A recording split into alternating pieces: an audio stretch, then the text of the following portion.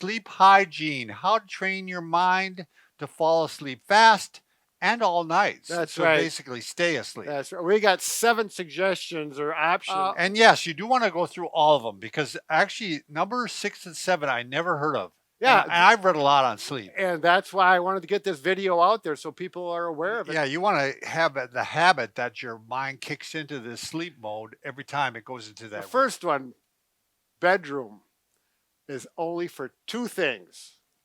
Number Alright. 1 is sleeping. This is a family show, Brad.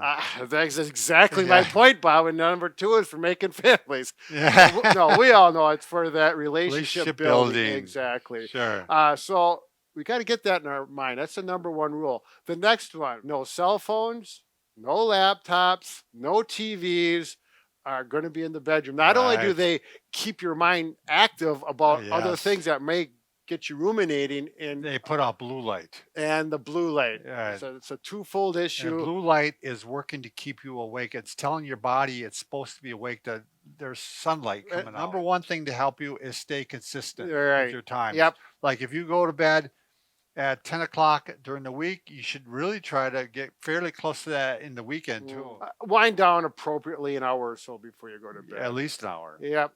Okay, the next one we're going to talk about air quality. Air temperature, we've talked about this, 62 to 68 degrees Fahrenheit. Some people may vary, but you'll know when it's too warm. Oh my God. That was the next thing. Open the windows Yeah. if it's appropriate. If it's not 20 below, obviously, or you've got a lot of traffic noise or whatever. Well, for air quality, this is what we use in the wintertime. Sure. Humidity, it's not very expensive. Put some water in there and let it blow out some humidity. Eliminates the dry mouth, you got allergies and stuff. Sure. Get an air purifier. You're just going to breathe better. Right. Yeah. Right. We use one just occasionally. Sure. Those times a year. We use a little fan. This is one that we use, and you just turn that baby on. It gives you that white noise. With this particular plant, it's few things about it are unique. It doesn't take much to keep it alive. It doesn't need a lot of light, so you can keep it in your room, and it doesn't need much water, so you don't have to have a green thumb or a green finger. Yeah.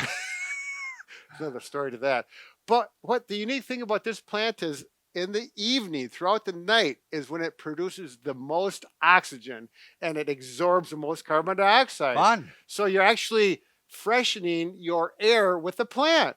And it's not the only plant that does this, by the way. This is the snake plant. Right. Keep your room dark. Yes. And not just kind of dark, but very dark. It should be black. Completely black out everything, he suggests. And actually, except for if you need a nightlight. Right. Because if you got to get up, go to the bathroom, you don't want to stumble. And I was doing that. You were stumbling? Yeah, that's why we got a nightlight. Yeah.